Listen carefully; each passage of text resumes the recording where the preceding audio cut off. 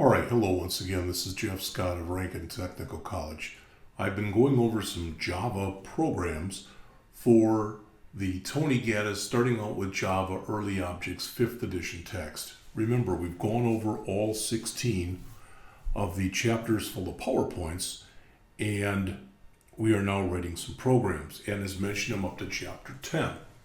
So I've done these first 9 chapters, including inheritance. And what I did was I kind of cut down that inheritance program from the last chapter and added some stuff in there for exceptions. I did not do any advanced file I/O.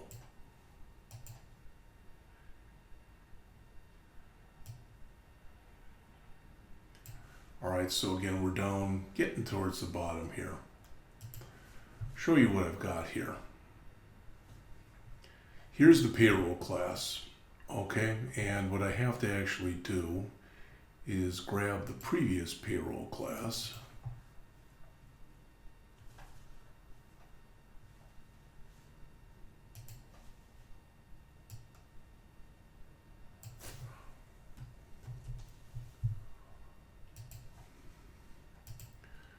Copy that here. This is our 12th. I guess there's an E in there.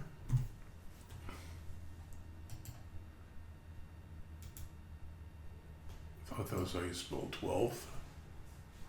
Payroll program demonstrating the use of the inheritance system. And I think there's still a system exception and user defined exceptions taken from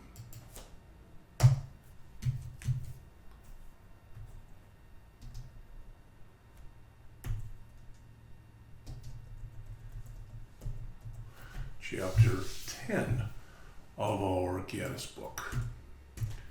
All right, so we've got this payroll class, and like I said, I took some liberties and I changed it around just a little bit in here. I'm really having problems with the screen on here, with the touch screen.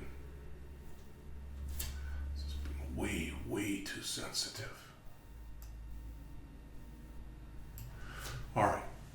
So the first thing you'll notice is public class payroll implements iPayroll. Well, what the heck is that?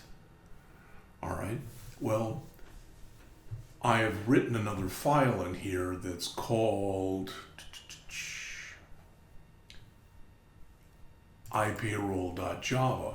And what I did was I put all the constants for the program in this interface file just to show you that it's possible to create an interface file and implement it, excuse me, as opposed to creating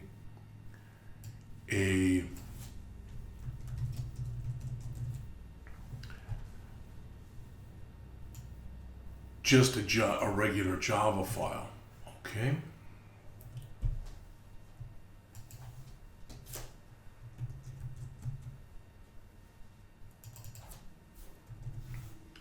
All right, so you'll notice I've got a payroll class. Again, I changed it around just a little bit. There's a first name, a last name, and a social security number. There's no inheritance in this program because the idea was not to show inheritance, but rather to show exception handling. So there is a constructor where everything is passed in. As you can see right here, this shouldn't be anything new to anybody. All right.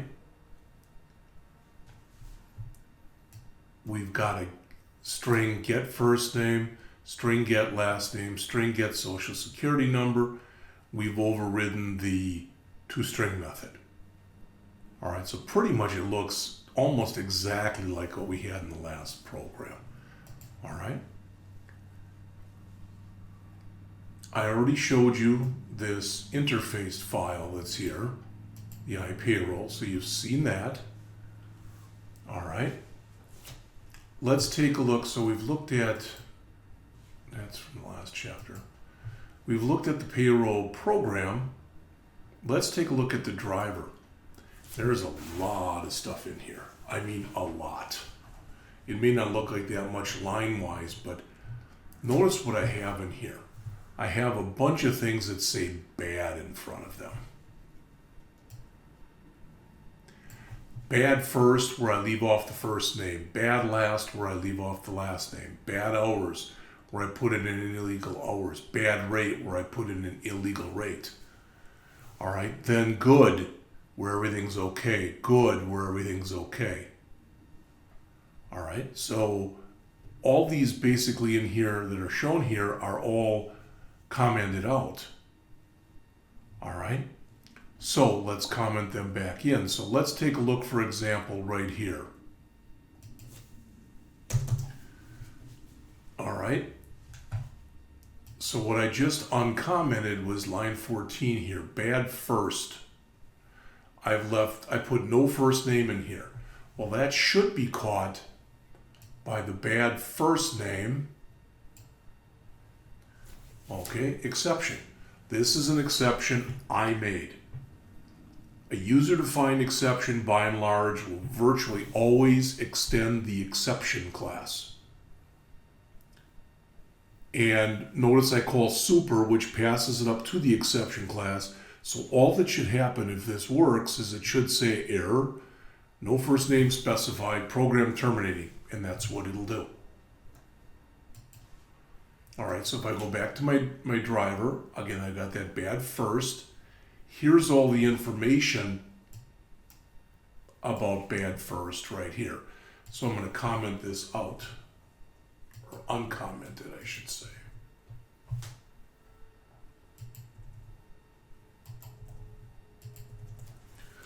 All right, everything should be fixed now. Save it.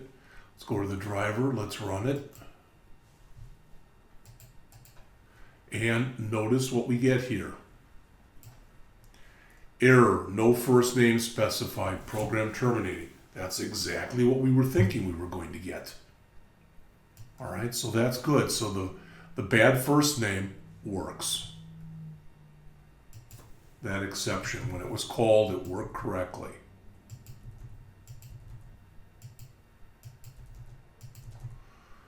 Now I'm going to come in and check the bad last name.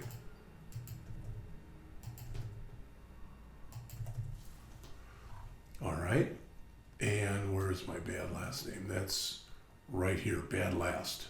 So I'm going to re-comment out. This looks, when I'm running through this, it almost looks like, what the heck are you doing here, Jeff? All right, where's my driver? So I want to go back to that one, comment that out, and then uncomment bad last. All right, save this. Run it again.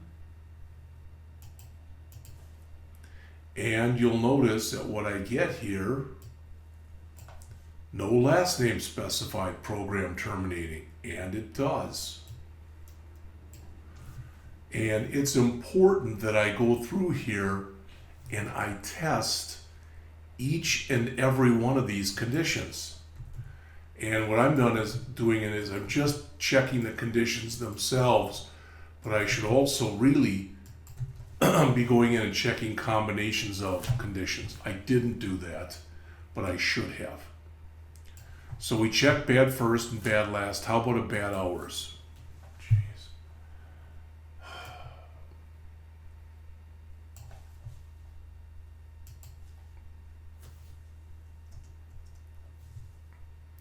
So that means over here we've got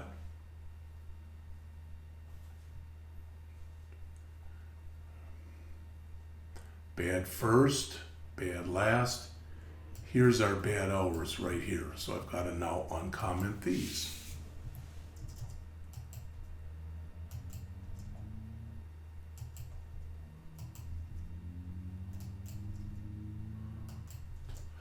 And you can see that indeed this is what a lot of this stuff is writing all sorts of test cases and then running your program to make sure the test cases work correctly. Illegal hours work specified. Amount must be between 0 and 84. Program terminating. And again, it does.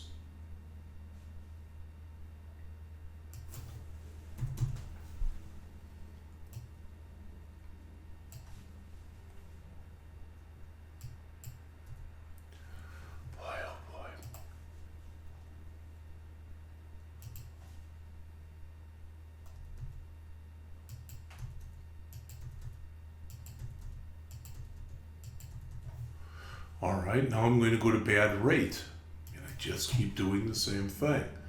I'm going to uncomment this.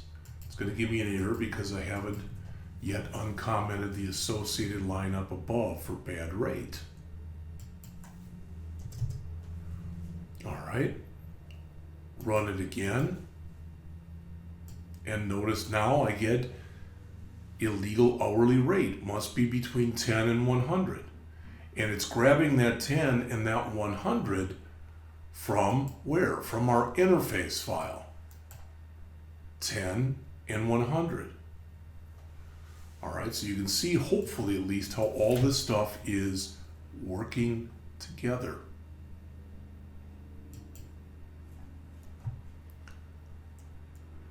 All right. Then I have a good payroll object in here we called good Jeff. So if it works, it should say Jeff Scott, 40 hours, 1,000. Oh, it was bad period. I'm sorry. Jeff Scott, 40 hours, $40 or 40 hours, $28 an hour. Should say that I made $800. But again, I have to come in here and take the good Jeff stuff.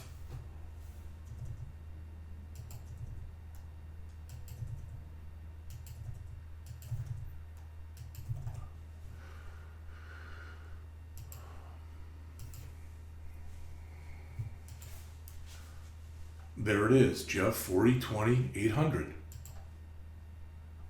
And Sandy, which I thought I commented out, but I didn't, 50, 20, 1100.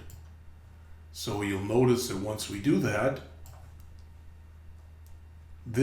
I've got it so it's running once with just before everything is in there. So there were a total of 2 employees. The total gross pay is $1,900.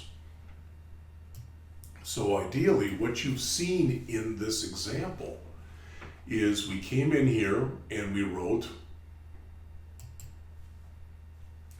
one exception for bad first name. So if you leave it blank, all right, if you leave it blank, and we'll look at that in just a minute, if you leave it blank, it should come up with an error that says error no first name specified, program terminating. If you leave the last name out, it should do the same thing, except it should say error no last name specified, program terminating. All right, so in our driver, that's exactly what was called when we left out the first name or when we left out the last name. Then next, we have a bad hours worked. Now this is, as you can see, this is a little bit more extensive. We've overloaded the bad hours worked method. So we can either pass it in with nothing that says error, no hours specified, or we can pass it in with something non-numeric, or we can pass it in where it's out of range, I should say. So there's a lot of different ways this can and should be tested. This is the life, quite often, of a programmer, is going back in here, writing code, writing tests, and testing.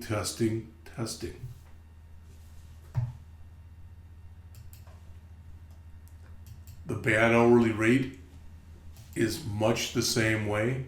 Again, we can put in nothing, which says nothing specified, a string which says illegal non-numeric, or a double. And if it's out of range, we will give that message.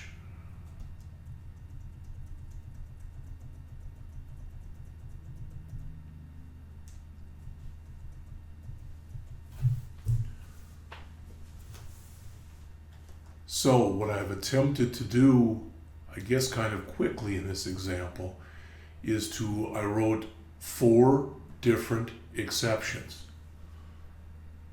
Plus, we wrote an interface file for the first time. You saw how the interface file worked, and in here, we tested all of our conditions, not simultaneously, but we tested no first name, no last name, an illegal value in for hours worked, and an illegal value for hourly rate. All right, we also went over what our payroll class looked like. Again, it's much stripped down from what it had been previously. Okay, now what I'm going to do in just a couple minutes here is, and this can close now, and this can close now. In the next chapter, which is chapter 11, I'm going to come in here and do a file, new Java project. This is not going to be a payroll. This is going to be out of the book. Chapter 11, Brandy's Bagels. And what we're going to have in there, and I think I've got it closed now.